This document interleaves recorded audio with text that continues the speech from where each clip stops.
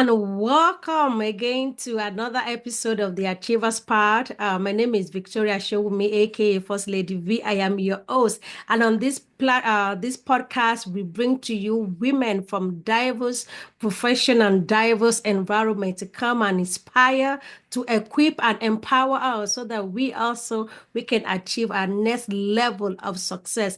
These are women who are trailblazing it. They are women who are line crossers. These are women who are taking no for an answer, but they are doing it, and they're here to share their stories with us, and also to leave us with one or two strategies that we can apply into our lives.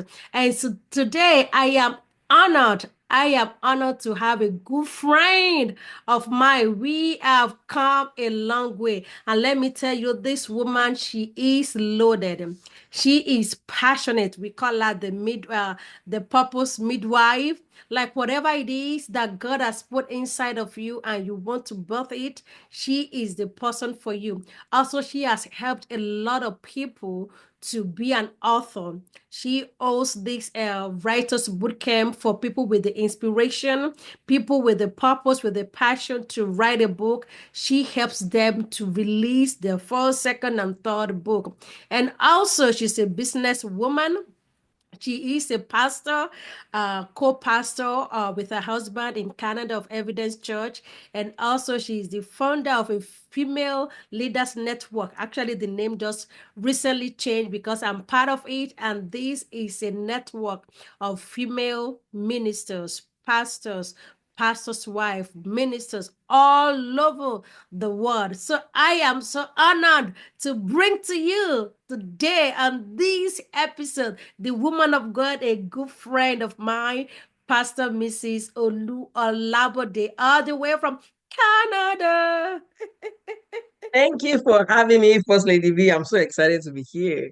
Thank Thank you. you. Yes, ma'am. You are so welcome. I know you wear multiple hats. You do a lot of things, which I think I touched briefly on them. But if there's anything you want to add on, please, ma'am, let the world hear you.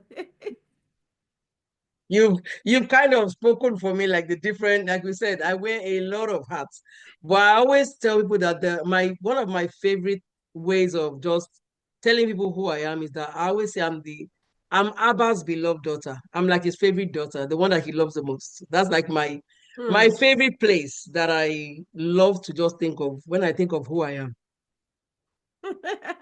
Thank you. You are the king's daughter, God's daughter. Yes. You are welcome, ma'am. Thank you. Thank you so much. So I am actually going to start from purpose, okay? Because you are the midwife, all right, for helping people, not just women alone, individuals to birth their purpose, which I believe everyone has a purpose. So I want you to kind of speak into how you got started, what got you started in finding your purpose, and now helping other people, other women to find their purpose in life. Okay, so I remember in 2015, I had gone for this conference. We went away as a family. I came back home, and all of a sudden, I was so used to just going to work, like a lot of people coming back home, eating, watching TV for like how many hours of the day, going to bed. We wake up the next day, we do the same thing again. But all of a sudden, I came back home after this conference and I was dissatisfied. It just seemed like I felt like there had to be more to life than just the mundane, just doing this everyday thing. I thought that apart from making money, there has to be more to life. There has to be a purpose to life. And so I remember at the time I was so restless with this thoughts that what have I been created to do? Now I began to look around at people and see this person does this. How do I know what I have been created to do? So I began to search, I began to ask God. I'm a person of faith, so I began to say, God, show me what I've been created to do. Show me, I need to know. I began to just ask. And I was so restless that I actually took time off work at the time. And I remember I would sit at the top of my stairs. I had my Bible, my notepad, and my pen. And I said, God, I'm going to sit here until you tell me why you have created me. If you don't tell me, I'm going to keep sitting here. So that was how my journey really started. And so Hmm. it was on that journey, even though he did not tell me for a couple of months, what he did for me was different in that he led me on this journey of just sitting there with him on a journey of intimacy, just come here and sit with me and let us talk. So it was on this journey. Eventually, he began to say to me, there are a lot of people like you, Hmm. you know. After he started to say, and when are you going to start living out your purposes for my life? Why are you letting people keep telling you what you can do and what you can't do? And I Hmm. thought, that's interesting. I didn't even know I was like that. But he said, you know what? I want you to begin to stir up many people like you that are just like you to Hmm. find out what they've been called to do. And that was when I really knew that I had a mandate. He told me that I wanted to go and stir up other women, Hmm. you know, to birth their purpose. So whenever I'm talking about my purpose, I always share about the word stir, because the word stir simply is you thinking of cooking a pot of stew. And how when you cook a pot of stew, you're stirring the stew, you're putting in Maggi, you're putting in, salt. As you're Thank stirring you. it, it doesn't remain the Hmm. same. It's like he's saying that go and wake up people that are just sitting there, not thinking that they have a purpose, Ooh. and begin to stir them up to know that they're not just here for, to just make money and just go to work and just live be a number. They're here Hmm. for a certain reason. So Yes. find out what that reason is and begin to live it out. Wow, wow. I mean, and I think that is so profound because today, in the environment today, I think there are a lot of people who are just going with the flow, who are kind of used to the routine of things, wake up this time, go and then come back. But then there is no sense of fulfillment, there is no joy, just kind of going with the flow. So, how can people discover their purpose?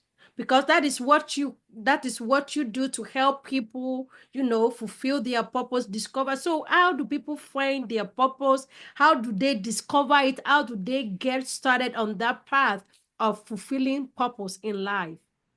Okay. So I always just say, a lot of people talk about the word. When people hear purpose, they always think, oh, is this big word?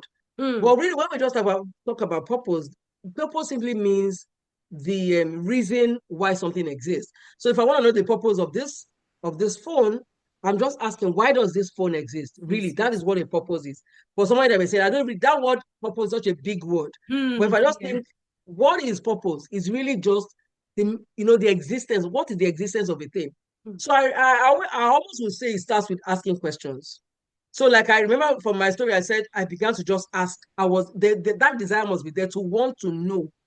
But I also always say that if you want to know the purpose of a thing, you have to ask the manufacturer of that thing. You have to ask the creator of that thing. I have a Google phone. I Mm. will not go to Samsung to go and find out how Google's 6 works. I must go to my if I want to know what my Pixel can do, I must ask Google who created the phone. The same way, I'm a person of faith, and I believe that God created me. I had to go back to God and say, God, what have you wired me to? Because I found out that before you and I showed up here, we're all wired, you know, differently. Really. Our personality shows our wiring. And so, why have you wired me? For example, with me growing up, I used to love to write books. I didn't know why. I liked to talk a lot. I didn't know why. And for the longest time, I thought that those were disadvantages. Hmm. It was as I Hmm. began to seek God and say, what have you created? He began to show me that the reason why you like to do those things was because you have a purpose of stirring up other people. So it was something that was inherent in me, but I didn't even know. So I Okay. found out to begin to ask questions. We might never know why we have the personality that we have. We might never know why we have, the gifts that we have, and we will never be able to steward those gifts in the right direction. But Hmm. as you ask questions, you begin to find out, oh, that was okay. That is why I talk a lot. Oh, that is why Hmm. I do this. This is why I run like this. This is why I love to cook. You will begin to find out a lot of things about yourself as you ask your manufacturer. He will begin to unravel. Really, Hmm. I always say is him unraveling you to you. That was what happened to me, and I Wow. found out truly when he starts to ask questions about you, he begins to open your eyes to those things, those tools that he has put on the inside of you that he has given you to be a blessing to your world. Wow, wow. I mean, and that is very, I think that is huge and that is really kind of like enlightening because when you're talking about steering and also you were talking about asking questions, because sometimes we look at other people We are thinking our purpose is what other people are doing, and so we want to be like them. But you, using your example, you like to write, you like to speak. We're thinking, "Ah, but the other person, maybe the other person, they don't even like to write, they don't even like to read. But like, why am I like this? Something wrong with me." But meanwhile, there is a purpose for that. And I think probably from that is why you're able to have a writers, came for people, because you have that passion.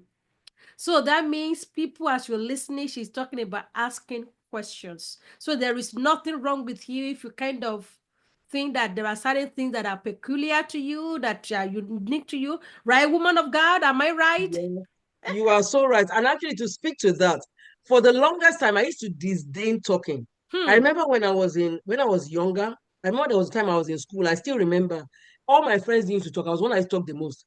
So one day I told myself, you know what? I want to be as quiet as these people. As, Why it hey. does me I like to talk? People like to be quiet. I'm going to be quiet. I tried to be quiet for it. I'm sure it was just a couple of hours. It felt like it was like years. Guess what? I felt like if somebody put me in prison. I remember people asking me, why Hmm. are you not talking? I'm like, I'm not going to be talking again. I'm going to be Hmm. this quiet. But I felt like they put me in a prison. Hmm. Why? Because I had been wired to talk. Oh. Not talk, but using that talking as a platform. And I used to disdain it until one day I was watching a woman of God called Joyce Meyer. And I Hmm. remember one day as I was watching Joyce Meyer, yeah, this was like decades ago when I was still living in the UK. I remember God said to me, you always told me that you disdain talking, but look at how this woman of God is impacting lives by her Their talking. That voice. was when my eyes were like, oh, it Hmm. wasn't just talking. And that's one of the reasons why God even led me to where I began to look forward to becoming a John Maxwell coach. Because I began to say that, oh, guess what? You can start, that talking is not just talking, it can become speaking, and Speaking, then you can impacting actually impact lives. lives. So it is funny how we disdain things if we Doing don't know the things. purpose. Like Miles Monroe will say that when the purpose of a thing is not known, abuse is inevitable. So a lot of people are abusing their gift, are abusing, Hmm. abusing what has been what they've been wired for because they do not know the purpose. So if you don't find out what the purpose of those gifts are, you have that tendency of disdaining those gifts. Hmm. I did start a writer's boot camp because I wanted to. When I was little, I started writing books as an 8, 9 year old. I used to write books. Back home in Nigeria, I would write short stories, and I had a dream of becoming a publisher. At the time, I would tell myself, as little as I was, I Hmm. know then there was no social media, there was no knowledge, there was nobody to stir up this gift in me. But I remember I would tell myself, when I grow up, I want to help people publish their books. The I books. had no clue how it was going to happen. Right. And guess what? It did not happen for the longest time. I was living life like normal. It was until after I discovered this purpose, God reminded me, do you forget that you used to write when Right. you plan to be a publisher? I had Wow. forgotten. Life had happened. I began to just do work like a lot of people. People go I through had forgotten. emotion. God had to remind me in that time of seeking what my purpose was. He began to remind, do you remember how you used to write?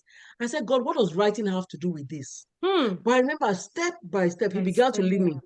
And so in that time of intimacy, he began to show me, he began to lead me to write a devotional because he knew that I had not written in a long time. I had become rusty on writing. But he led me without me knowing. He just said, sit hmm. with me every day and write. And as I wrote, what I didn't know that was he was refining, bringing back that love for writing. So that after I had written for like 4, 5 months, the love for writing had been rekindled. I asked, God is just amazing. And it was like, wow. And all of a sudden, I began to look forward to that dream I had as a child. So some women might be listening. You had a dream. As you begin to seek out your purpose, guess what? All the how would I put it? Yes, Everything because begins to they fall begin in to place. come together. Yes, it's like a puzzle. Everything begins to come into place. Wow. Wow. Guys, I think this is golden because she started with asking the question and asking the manufacturer. We are both person of faith, and God is my creator. So it's you taking that creation to the creator and asking the purpose for which it was created for.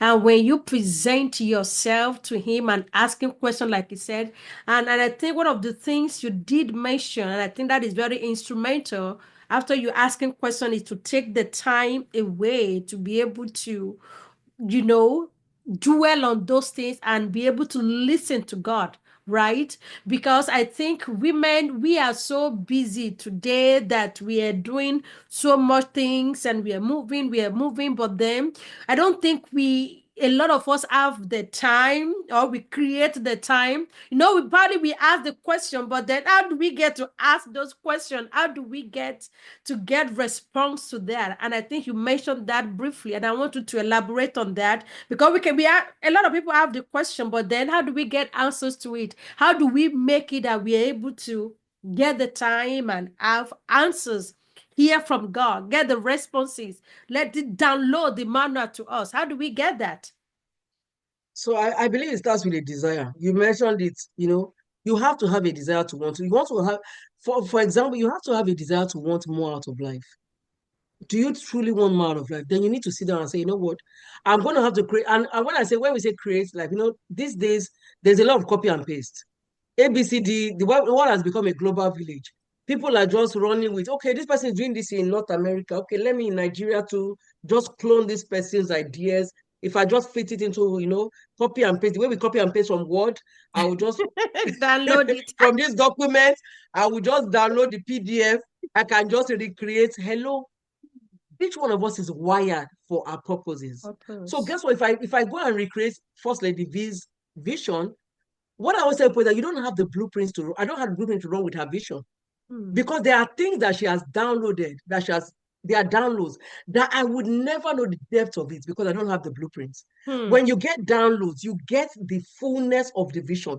She might share some of it, but she can never share the fullness of it. Everything. Hmm. She can't, because even she doesn't know the depth of it. But I find that the more you do, the more it's unraveled to you. So the long and Unravel. short is that you have to take out time. If you would know, my personal faith, the word of God says, be still and know that I am God. Hmm. Psalm 46, verse 10. In the message version, it says, step out of traffic and look at me, your loving God. I think that's the message version. Long Hmm. and short, the world is busy. If you would find out what you're wired for, you're going to have to declutter. You're going to have to take out time. It doesn't Wow. mean take out time physically, Hmm. but in your mind, you need to begin to ask. You need to begin to ask questions and say, God, I'm here. Why am I here? And now begin to listen to hear what he's going to say to you. And as he says things, you begin to write it down. If you will not write down, you will not remember. Hmm. So I remember I remember Tyler Perry. We all love to watch his movies. I love Madea. He's so creative. Sometimes when I say Mhm. Tyler Perry, he started from zero, but his creativity is like, whoo, is like 100 and something percent. But I remember one time he shared that his creativity often comes when he goes on a vacation. Hmm. He often shuts down his devices. He goes into a place where for like a 2-week period, he would not have media because he has to be able to be creative. For some of us, we are too busy to even hear. So if you would hear, a lot of time with business, creativity gets lost. You find even when you go to work, often when you're busy, you cannot think very well. You can't be productive in when your brain is tired. So we Yeah. need to give our brain time to actually let the creative juices flow. So long and short is that you must plan that time. Okay, I want to know. You start to ask questions, but also be ready to listen.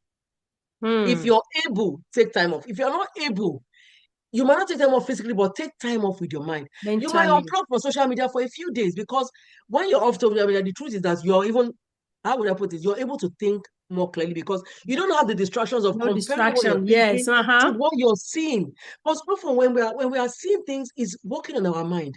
But if I'm not seeing anything, I'm Anything. able to hear, I'm able to think. And as I'm thinking, I can hear, I'm writing down, and the more you write down, the more ideas come. That's the truth. So we have to be willing to hear. We also have to be willing to take the time to follow through with Hmm. that desire that comes. And then I just find that as you begin to listen, those steps begin to come because everybody's steps will be different. But the Mm-hmm. more you listen, and you might say, oh, I'm a Muslim, I don't even know about this God. What is the way that you listen? Hmm. For those that are Christians, you have the Holy Spirit. He leads you. As you listen, you can follow through on the Yes. action steps. whatever religion you are, there's always a compass that you follow to Hmm. listen. So I hope that answers that question. Wow, it does, ma'am. It does, ma'am, and you did justice to it. You did justice to it because sometimes you just need to create that small moment away from all the distractions. Go when we are in so many places on social media, your brain is overworking, and there is no time to think in between those things. You are seeing this, you are listening to that, you are commenting. Your mind is like it's in so many places, but when you say just shut off of some things, may not be taking time away, but just say, you know what, social media for a few days, you know what, I want to be mentally there. Let me declutter my mind and then we focus on this. I think that goes a long way. All right, so we're going to talk about another arm of what you do because you do so much. And then after this question, I'm going to ask, are you able to put all of them together? And that is the Female Ministers Network, which I'm part of. And I want to give a special thanks to you for putting that group together. I think we are 3 years now, if I'm not mistaken. Yes, So going on tell us, 4. yes, the female ministers guide is for female minister, and she's going to talk about it. So tell us about the inspiration behind it, the purpose behind it, and what to look forward to in in this new season. Okay, so the Female Ministers Network, with the name just changed, we used to be Pastors Wives Global, and before then we had a different name. Because what I find out is that we often function based on what we know, the light, the level of light that we have. So the more we know, the more we're able to do, the better we're able to do. So that was the name actually changed because at the initial start, it was mainly based for pastors' wives. But what we found out was that some of those pastors' wives have now evolved, out of being pastors' wives. Now maybe they are female pastors. Maybe they've become, head of ministries. So the roles are changing, but guess what? They are all still in ministry. So if you're a female pastor, if you're a pastor's wife, if you're a minister's wife, if you're a woman in ministry, visionary, you have a vision to start a ministry, this is for you. But then it didn't just start because I wanted to. In 2018, I had 2 suicide attempts. And at the time when I was, coming out of it, healing and everything, I remember God saying to me, I had gone through that thinking that I think because as women in ministry, we bottle up a lot of stuff because you don't really know who to share with. You don't know if you share with somebody, you might hear it out there. You don't know what it's going to be like. So because of that, I had gone through that time. And as I was coming out of it, God was showcasing to me that I was to create a community Hmm. for other women like me that were also going through. So that was where that came from. And at first, I'm like, no, at first, I'm like, no, I don't want, I don't want to do this, God. If it's women, I'm okay, but leaders, I don't want to do it. But guess what happened? He was saying to me, you're not going to be the one to do everything in it, but you're creating a Everything. safe space. You're Space. creating a community. So that was where that came from. And I'm so glad we started because at first we didn't really have a blueprint when we were starting. Well, guess what? As we started, God has begun to show a blueprint and it's getting better every year. And Amen. First Lady V is part of it. Thank you for your support all the time, your encouragement, always there and everything. So that's where Female Ministers Network is. There's a lot of things to do where, in the works is that we're going to evolve into having regions in different parts of the world, Hmm. whereby we can go into different cities. Part of, some of the women are saying, but we want to start this in our region. Yeah, we're going to be able to start out of that. There's a whole lot of things in the works, but we're just open to all that God is going to start doing. Amen. We have a conference coming up in March. We're excited about that. We have a retreat coming up in October and other things that's going to be happening. So that's really what that is about. Awesome. And I'm glad to be part of it. Thank you for doing that. The thing is, it is a very sensitive environment for pastors, female pastors, pastors' wife, female ministers. And sometimes I think it can be like an isolated environment as Yes. well, because Mhm. people see you as leaders, people come with their problems to you. And now, who do you go to share your own problems with? It's not an ideal place that you want to go to, Mm. maybe a member of your church or a minister, somebody under you that you want to be telling your problems. They are looking up to you, but at the same time we are human common, right? Female ministers, pastors, we still have other challenges that we go through. But I believe that the female ministers network that it is such a space where people understand. Because if people have not been in your shoe, when you are telling them your problem, they will not understand. They will just be, sometimes we'll be like, you are closer to God than I am. Like, no, we are still human. We still go through the things that that normal people go through, right? We have female pastors who still go through maybe childbearing issue, who still go through financial issue. I mean, all the things that regular people go through, we go through those things, and probably sometimes we go through more than that. We are putting all those people burden on ourselves, and at the same time we have our own. And so that is just a place to really be yourself and have people that understand when you're going through certain things. So thank you, ma'am. Thank you for that. So thank you so much. So now let me ask you, how are you able to balance all of these multiple hats that you're wearing? You are a pastor's wife, guys. Don't forget, she's a pastor's wife. Okay, they have a local church in Canada. She's a coach. She has a business. Okay, she's a mother. We are talking about the Female Ministers Network. We're talking about writers, book camp, all of with other things that she does. So how are you able to balance all this? We're wrapping up with a few minutes, but how are you able to balance all these things? What has been helping you? Balance. That's always a very interesting word. It's true, there are a lot of us, but I believe priorities are key when it comes to balance. I always think of it this way. What are the most important things? So we look at our priorities. What are the most important things? And then you think most important things, and then you put them in order of priority. So for me as a person, the biggest thing I would almost say for me is that to balance is I have to ensure that my tank with God, my God tank is full. So, for example, daily, because like you said, challenges are coming per day, they're coming like constantly. So daily, I have to make sure that my tank with God is full so that I can, how would I put it? I can combat those issues as they come. But also, I look at those levels. So and then that also aligns with priority. So him being my president, I look at what are other things that are of priority in my life. I must give time to them. And when I think about giving time to them, scheduling them comes in. So okay, what are my priorities? Okay, I have to be able to schedule for those priorities. For a good example, I'm in school right now. When I was going to start that course, I remember thinking, how am I going to juggle? I already have a full plate. How am I going to be able to juggle all these other 1 million things that I do?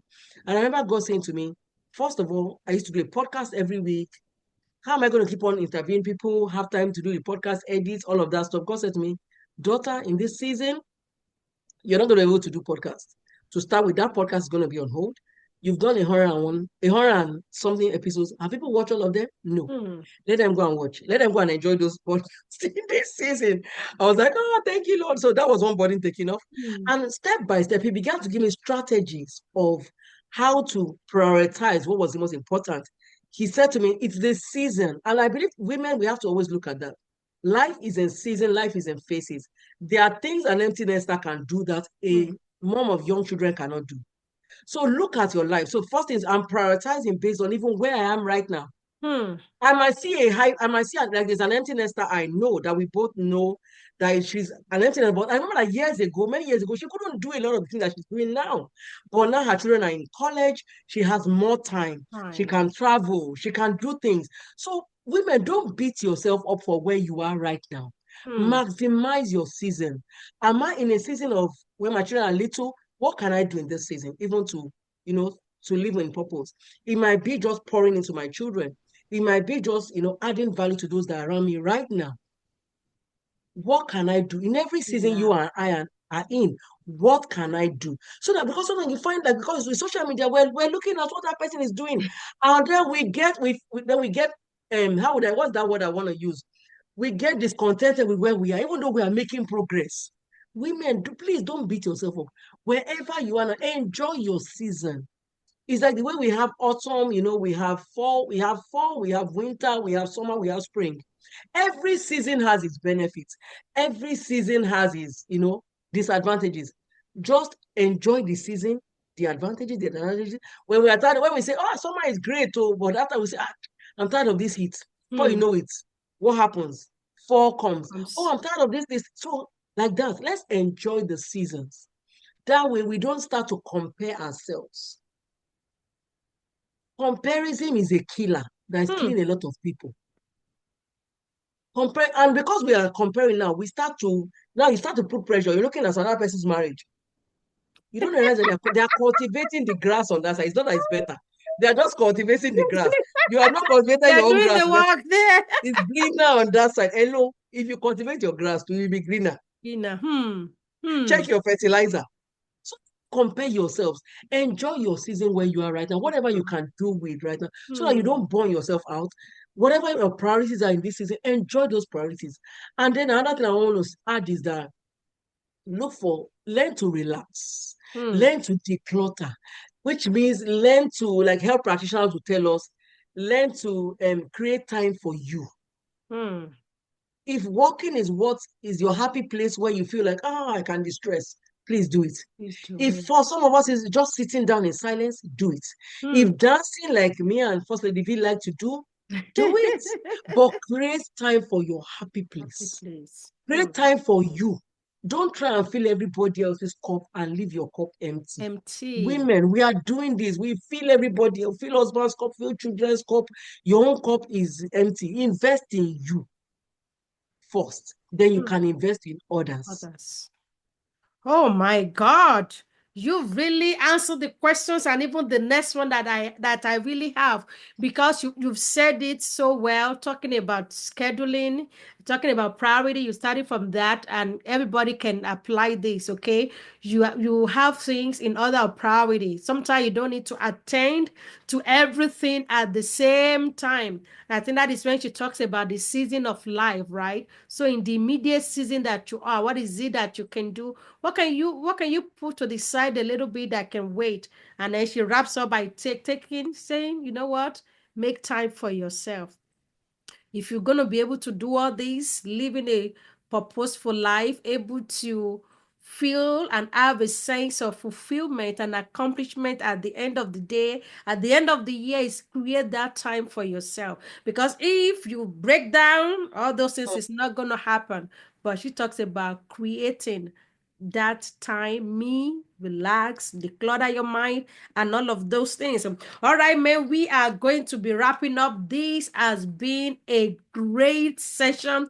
Thank you for all of the nuggets that you have shared. I mean, it's really mind-blowing. Everybody needs to listen to this over and over and over again. So before we let you go, what is it that you want to leave with the audience? What is it that you want them to be doing, either on a weekly basis, either on a monthly basis, either on a daily basis, something that will help them to be able to have a purposeful life and live purposefully? I want to leave our viewers with the word manifest. That word manifest really does mean, just like what it says, show up. I want to leave with that word manifest. It's one of my favorite things to ponder on when I think of you and I are only going to be here for a certain period of time. We're not here for, forever. And the earlier we know that, the better. Because the earlier we know, the earlier we'll start doing what we are called to do. So I want to encourage you, if you don't know what your purpose is, start today to begin to ask questions. Ask your manufacturer questions. Why have you put me on earth? There's a purpose for every single one of us. Even animals have purposes. Plants have purposes. It's so interesting. Everything on earth has a purpose. What is yours? And I find when you find your purpose, you can align yourself to it and you begin to function in it. But until you desire to even find out what it is, you cannot manifest. I always say, if Miles Monroe had waited till he was 60, we would never listen to his YouTube videos. If he waited till he was 60 to write a book, we would never read his books. We would never, because he would have been dead. But he started when he started. So for somebody out there, start where you are with what you have. You might say, I don't have a tripod to record. Can you put your phone there if you are meant to record videos? Start doing it. Oh, I don't have anybody to talk to. Can you start investing in yourself to prepare you for your time of opportunity? We often hear when preparation meets opportunity, success happens. Have you even, some of us are praying for success. We are not preparing for success. For So when they success. call you, you're praying for that success, but when they call you to start that business, you don't even have a business plan. Hello. So how do you even, like, you're not even ready. So can Woohoo. you start preparing where you are right now for Hmm. that, that place that that God is taking you to? Can you start preparing whatever way you can? But first of all, you need to know where you're going. So start asking questions. And start asking questions. Start functioning. You might say, I want to wait till my 10.0 version. No.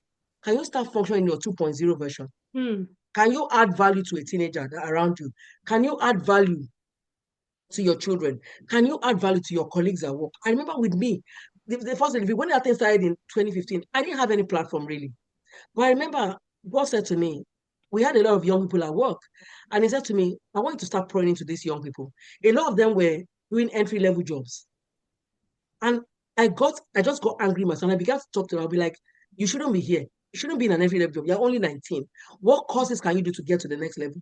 What courses can you do? And I began to just challenge those young people. A lot of them, before I left the organization, a lot of them had moved on. Hmm. Some had started their courses at uni. Some of them went on to do trade, but they all had moved on. Why? Because I did not let them. Once they see me come, they say, "Oh, Olu is coming. She has something to say."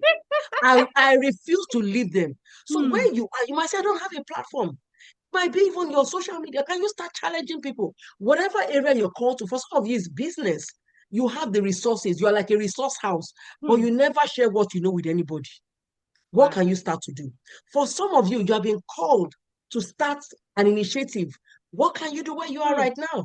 Wherever you are called to, but you must find out what the purpose is and start running. Begin to manifest that purpose. Don't just sit down because you're not here for eternity.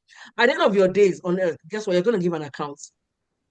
And what are you going to say? Are you going to let excuses be your, oh, because I didn't feel like, oh, because so and so said I couldn't do it? Is Hmm. that going to be your excuse? So don't let anything stop you. Be ready to just start to manifest where you are right now. Start where you are. Wow. Thank you so, so much, ma'am. This has been an incredible session, and we are so honored to have you. Thank you so, so much. Hey, ladies and gentlemen out there, this is an incredible session with the woman of God, a dear friend of mine, Pastor Olu Olabode. What can you say? I am inspired and I am encouraged and I am equipped. So you want to take something from what she shared today. She shared a lot of things, but take something. She ended with the word manifesting and start with the version of yourself where you are now. It doesn't matter either version 1.0, 2.0. Don't wait until 10.0 and don't compare yourself, but start with what you have today. And as you start, before you know it, you'll be climbing up and living a purposeful life, touching every life, and even your own life will not remain the same again. So if this has been a great session, which I know it has, please like it, please leave a comment. And if you want to connect with our dear guest today, all of the information are going to be in the show notes. So comment, subscribe, share with your friends. We are on Apple Podcast, on Spotify, on iHeartRadio, on YouTube, on Achievers Club TV, and make sure you follow us also online on our social media platform, Victoria Achievers Club. Till I see you next week, this is your host, Victoria Showumi, aka First Lady V. Continue to achieve success. Live life without limit. God bless you.